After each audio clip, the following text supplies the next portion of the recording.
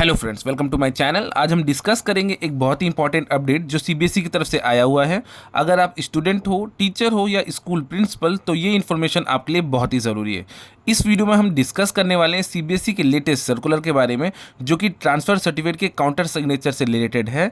इस वीडियो के हेल्प से आप जान पाओगे क्या अब भी टीसी पर सीबीएसई की सील लगवानी पड़ती है या काउंटर सिग्नेचर करवाना ज़रूरी है। तो चलिए पूरा प्रोसेस डिटेल में समझते हैं, तो वीडियो को एंड तक देखें ताकि कोई भी कन्फ्यूजन ना रहे। इनकेस अगर आपके कोई भी डाउट्स है तो आप डायरेक्टली कमेंट्स बॉक्स के थ्रू मुझसे कांटेक्ट कर सकते हैं। तो चलिए शुरू करते हैं। सबसे पहले देखते हैं लेटेस्ट सर्कुलर में क्या कहा गया है। ये एक रिमाइंडर है, यानी कि इसका मतलब ये रूल पहले ही आ चुका था। सीबीएसई ने साफ साफ कहा है कि ट्रांसफ़र सर्टिफिकेट्स और टीचर्स के एक्सपीरियंस सर्टिफिकेट पर काउंटर सिग्नेचर की ज़रूरत नहीं है। ये प्रैक्टिस सीबीएसई ने पहले ही बंद कर दिया है, जिसका आप सर्कुलर नंबर स्क्रीन पे देख पा रहे होंगे। सर्कुलर पे मेंशन है ऑलरेडी, जो कि 4 फरवरी 2020 में लागू कर दिया गया था। तो अब बात कर लेते हैं कि सीबीएसई ने रिमाइंडर क्यों इशू किया है। तो सीबीएसई ऑफिसेज में अभी लोग टीसी काउंटर साइन करवाने के लिए आ रहे हैं। स्कूल सीबीएसई गाइडलाइंस को फॉलो नहीं कर रहे हैं, जिससे स्टूडेंट्स को परेशानी हो रही है। हर स्कूल्स को दोबारा याद दिलाया जा रहा है कि टीसी पर काउंटर सिग्नेचर की कोई भी ज़रूरत नहीं है। स्कूल्स को ये भी कहा गया है कि सारे सर्टिफिकेट्स अपनी ऑफिशियल स्कूल वेबसाइट पर अपलोड करना मैंडेटरी है। ये डिजिटलाइजेशन के ज़माने में बहुत ज़रूरी है। अब बात कर लेते हैं दूसरे सर्कुलर के बारे में, जो कि इसी सर्कुलर के साथ में अटैच किया गया है, जो कि सीबीएसई ने अपलोड किया है। तो इसको भी डिस्कस कर लेते हैं।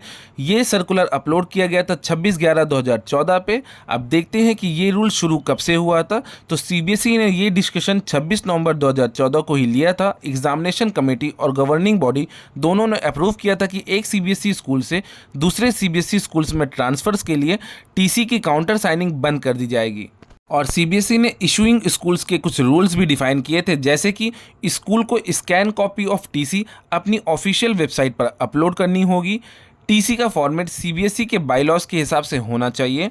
स्कूल को टीसी पर affiliated to Central board of secondary education और अपना एफिलेशन नंबर मेंशन करना ज़रूरी है।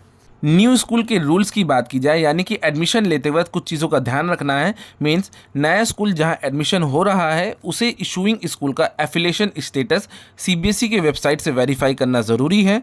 ये चेक करना है कि पुराना स्कूल जहां से टीसी आ रही है एफिलेटेड स्कूल्स की लिस्ट में हो और डिसएफिलेटेड स्कूल्स की लिस्ट में ना हो।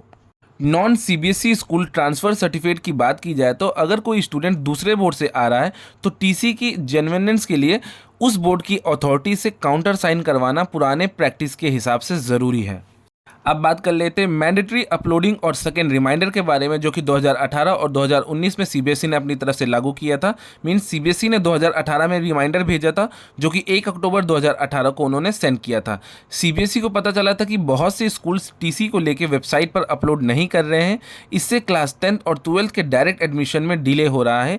इसलिए इमीडिएट और कंपलसरी इंस्ट्रक्शन दी गई थी कि टीसी को स्कूल की वेबसाइट पर अपलोड करें। सीबीएसई ने 2019 में रिमाइंडर भेजा था, जो कि 14 अक्टूबर 2019 को अपलोड किया गया था। फिर से ये बात रिपीट की गई थी कि काउंटर साइनिंग बंद है, लेकिन ऑफिसेस में टीसी आना बंद नहीं हो रहा है। स्कूल को पब्लिक इंटरेस्ट में रूल्स फॉलो करने की सख्त वार्निंग दी गई थी।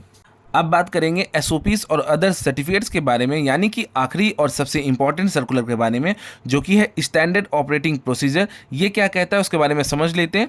काउंटर साइनिंग का रूल अब सिर्फ टीसी तक नहीं है। ये टीचर्स के एक्सपीरियंस सर्टिफिकेट्स और स्टूडेंट्स के लिए गवर्नमेंट कंसेशन के सर्टिफिकेट्स पर भी लागू होता है।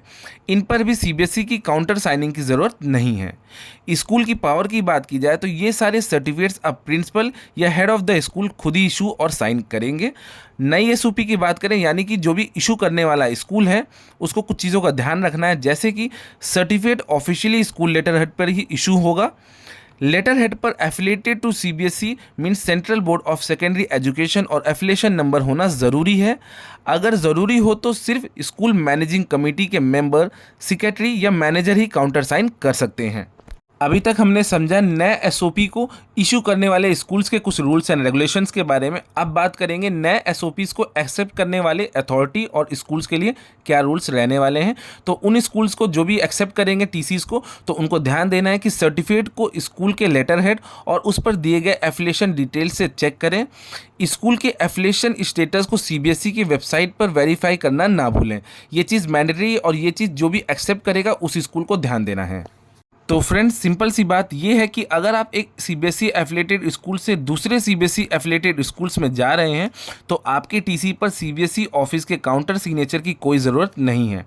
स्कूल को बस टीसी को वेबसाइट पर अपलोड करना है और नए स्कूल्स को उसकी एफिलिएशन स्टेटस को ऑनलाइन वेरीफाई करनी होगी। तो इस वीडियो के लिए सिर्फ इतना ही था। अगर आपको वीडियो अच्छी लगी हो, इन्फॉर्मेटिव लगी हो तो please like and subscribe to my channel. मिलते हैं नेक्स्ट वीडियो में। Thanks for watching.